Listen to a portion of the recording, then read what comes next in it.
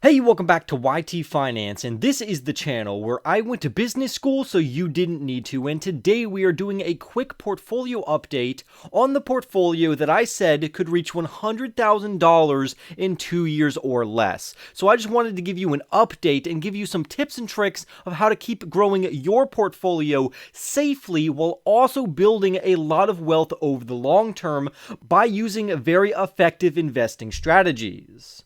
If you remember, over the last few weeks, we have gone over the different strategies in my portfolio, where it has started by around 50,000. We've gone through a lot of different risk policies and risk management that I have in place for my overall investments, and now we're starting to get into some of my top favorite ways to invest. And the first way I invest is through diversifying my portfolio within the 11 sectors in the stock market.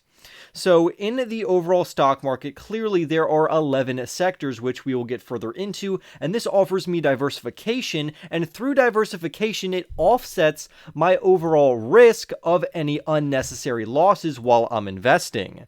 The reason we know that there are 11 sectors is thanks and because we're following the Global Industry Classification Standard, also known as the GICS.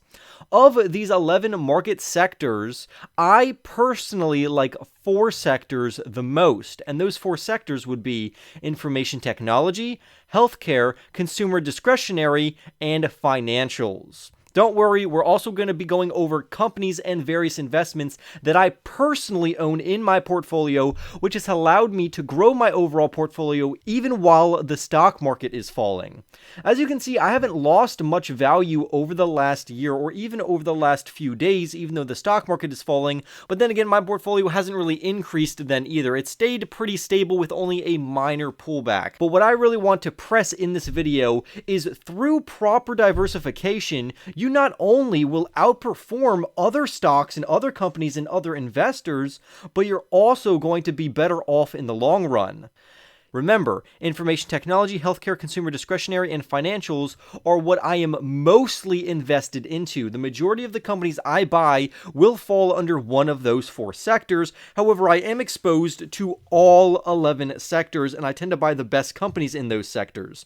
So that begs the question, what are the best investments to buy in those particular stock market sectors, and what do I personally have in my portfolio? Well, I'm glad you asked. So we're going to be going over all of the best companies to buy, and these companies are businesses that I hold in my personal portfolio that you saw on screen. And these will be companies from the energy sector, materials, industrials, utilities, healthcare, financials, of course. Also, healthcare is one of the big ones I have.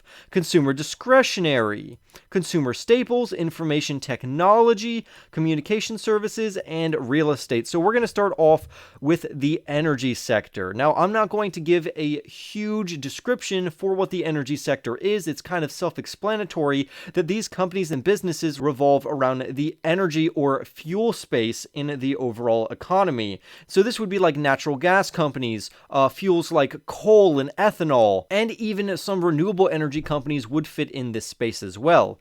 But the larger companies in this particular sector would be Exxon and Mobil and Chevron. I have owned both Chevron and ExxonMobil in the past, but I do think that there are other energy companies within the sector that are technically better, but these are always very safe bets in the energy sector overall.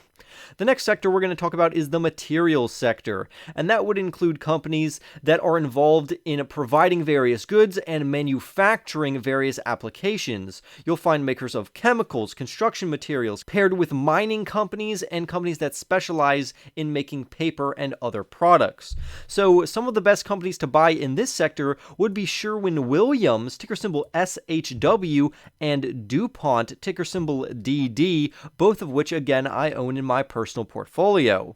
Up next, we have the industrial sector, which is one of my favorite, but it doesn't make my top 4 because this would include the aerospace industry and the defense industry, such as Boeing, Lockheed Martin, Northrop Grumman, and a lot of other ones. But for this particular list, the author tends to highlight companies like Boeing and Union Pacific, again, both very good companies right now that you could get into very cheaply because the stock price is falling in these particular particular companies, which gives you a great buying opportunity because over the long run, these companies are extremely fundamentally solid.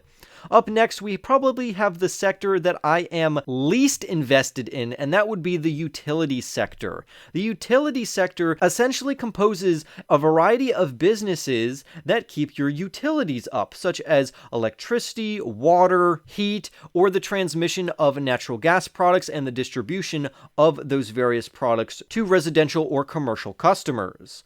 This would include companies like Duke Energy, Consolidated Edison, and American Electric Power. Speaking of which, we're going to go and talk about one of my favorite sectors with two of my favorite stocks, which would be the healthcare sector.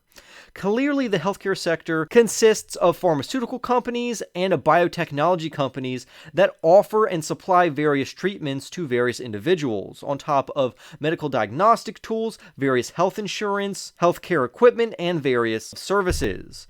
My favorite healthcare company would definitely be United Health Group. Easily, that is my top pick for healthcare.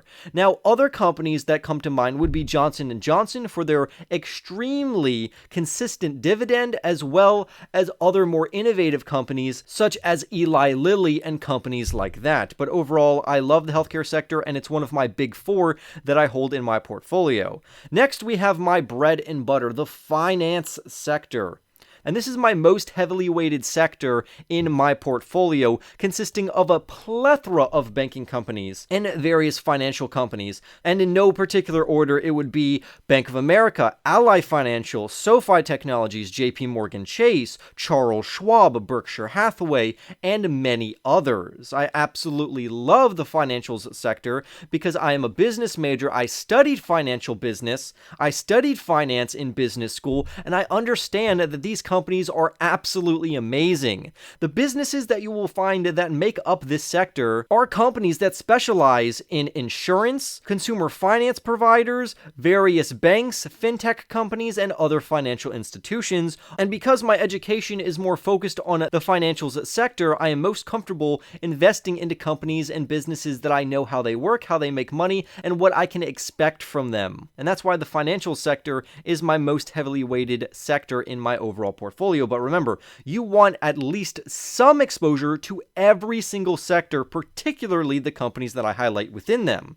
Up next, we have two sectors that I somewhat use interchangeably, even though they are definitely different. We have the consumer discretionary sector and the consumer staples sector.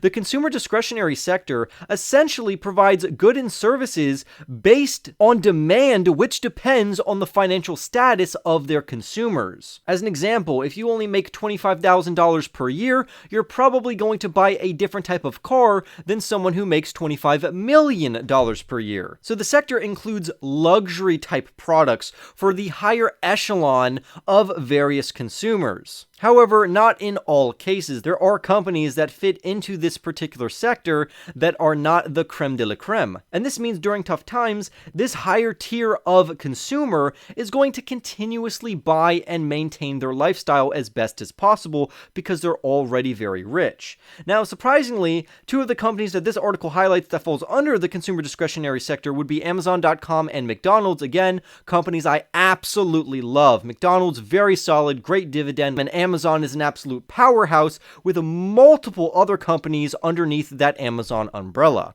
But the next sector we talk about is very similar, which is the consumer staples sector. And this essentially consists of the various goods and services that consumers literally need on a day-to-day basis, regardless of their current financial condition. So everyone is going to need food, something to drink, and groceries. So it doesn't matter how much money you make, you're going to need these particular quote-unquote staples in your overall day-to-day life. And this sector would include companies such as Coca-Cola, Procter & Gamble, and even Colgate.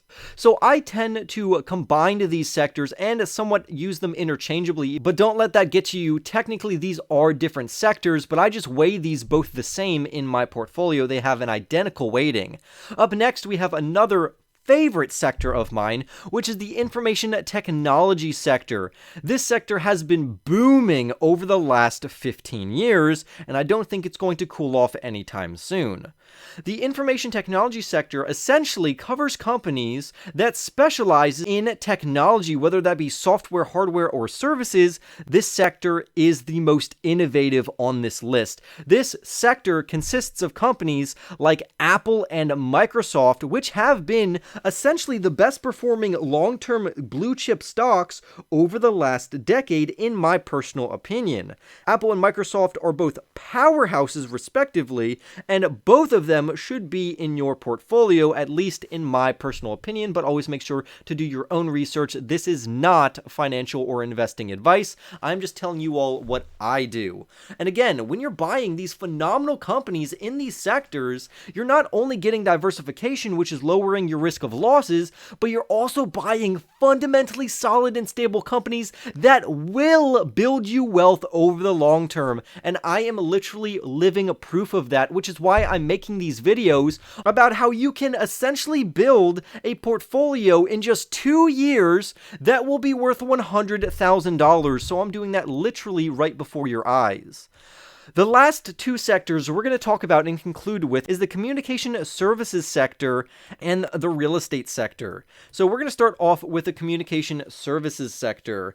And this sector would be comprised of various companies that specialize in telecommunication, and they provide services and or networks to various types of businesses or consumers.